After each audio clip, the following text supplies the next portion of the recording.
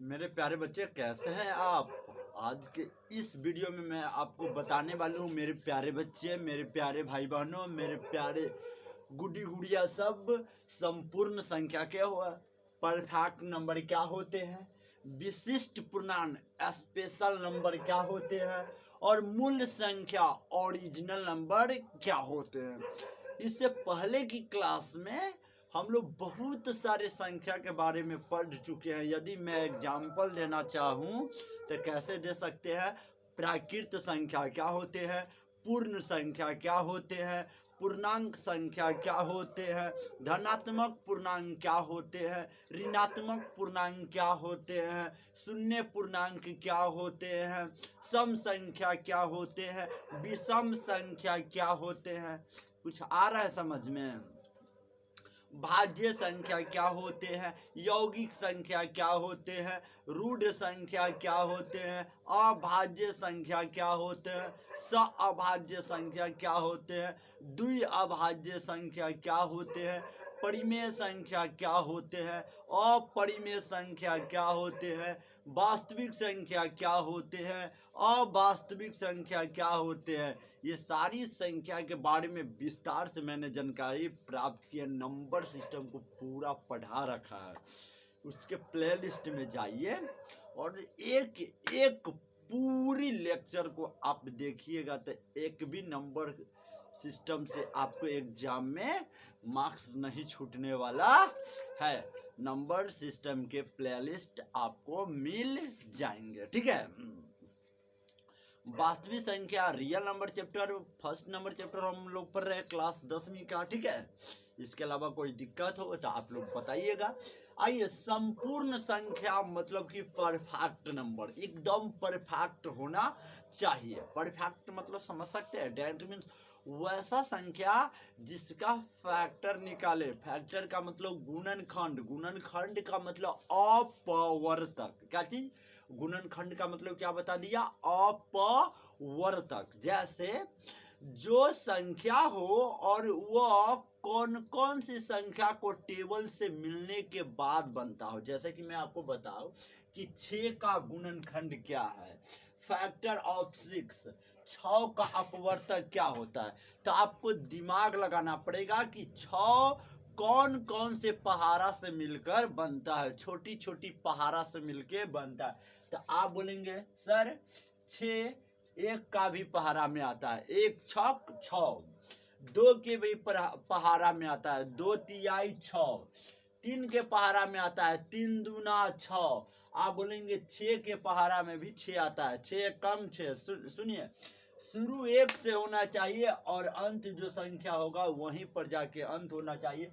हम लोग ये बोल सकते हैं कि 6 का गुणनखंड 4 है। 6 का कितने फैक्टर है? यहाँ पे 4 फैक्टर है। 1 फैक्टर, 2 फैक्टर, 3 फैक्टर और 1 4 फैक्टर। यदि आप फैक्टर समझ गए होंगे तो आइए आपको परफेक्ट नंबर भी समझ में आ जाएगा।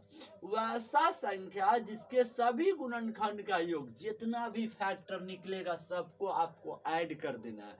जैसे कि मैंने ऐड किया है। और उस संख्या के दुगुना जिसका फैक्टर निकालते हैं ना, यदि आप उसका दुगुना कर देते हैं तो वह संख्या संपूर्ण संख्या कहते हैं। जैसे कि 6 है, ठीक है, 6 है। यदि आप इसका फैक्टर निकालते हैं तो क्या क्या होगा? 1 होगा, 2 होगा, 3 होगा, 6 होगा। इसको आप ऐड करेंगे तो 2 1 3 3 3 6 6 6 12। आपको उसके गुणनखंड को ऐड करने के बाद कितने पुर गए? 12 पुर गए, ठीक है। 12 पुर गए तो आप एक काम कर सकते हैं, जो संख्या है उसको दुगुना करके देखिए। 6 के 2 गुना करके देखिएगा तो 12। सुनिए, इसके गुणनखंड को ऐड करने के बाद भी 12 पुर रहा है और जो संख्या दिया है उसको दुगुना करने से भी 12 पुर रहा है। तो आप ये कहेंगे कि 6 जो है वो आपका परफेक्ट नंबर है। जैसे कि 28 का जब आप फैक्टर तोड़ेंगे तो 1 के टेबल में भी 2 14, 4 7 7 चौका 14 दूना 28 से कम, ठीक है। टोटल को ऐड करेंगे तो आपको 56 मिलेगा और फिर 28 के दुगुना भी कर देंगे तो भी आपको 56 मिलने वाला है। इसलिए हम लोग बोलेंगे कि 28 एक 28 एक संपूर्ण संख्या है, मतलब कि परफेक्ट नंबर है। ठीक है, आइए विशिष्ट पूर्णांक किसको बोलते हैं? स्पेसिफिक नंबर कहा जाता है। वह धन पूर्णांक जिसका केवल एक ही गुणनखंड होना विशेष पूर्णांक कहलाता है। नहीं समझे? एक ऐसा संख्या है जिसका एक के गुणनखंड होगा, एक और किसी के टेबल में नहीं आता है। जैसे कि 5 एक का भी टेबल में, 5 का भी टेबल में, तो इसके 2 गुणनखंड हो गए। ठीक है, 10 एक का भी टेबल में, 2 पंचे 5 दूना 10 एकम, इसके 4 गो फैक्टर हो गए। तो जिसका केवल एक फैक्टर होनी चाहिए। नहीं समझे? आइए, मूल संख्या मतलब कि ओरिजिनल संख्या। हम आपको बता दें कि दुनिया में कोई भी संख्या है ना, केवल वो 0 से लेकर 9 के अंक के बीच से बना है, और 0 से लेकर 9 तक के अंक को हम लोग मूल संख्या मतलब कि ओरिजिनल नंबर कहा जाता है। ठीक है, ओरिजिनल नंबर 0 से 9 तक की संख्या मूल संख्या, जड़ संख्या कहलाता है, ओरिजिनल नंबर कहलाता है। जैसे 0 1 2 3 4 5 6 7 8 और 9। और एक बात और, जो मूल संख्या की जो संख्या होती है वह 10 होती है। 1 से लेकर 9 9 और 0 1 आपका 10 हो जाएगा। बाकी नंबर सिस्टम को मैंने कंप्लीट किया है, करीब 20 संख्या आपको मैंने पढ़ाया है। कितनी संख्या? नंबर सिस्टम में 20 संख्या। आपके एग्जाम में नंबर सिस्टम से एक भी ऑब्जेक्टिव या सब्जेक्टिव छूटने वाला नहीं है। चलिए, जय हिंद। शेयर जरूर कर दीजिएगा मेरे प्यारे भाई बहनों। Thank you very much.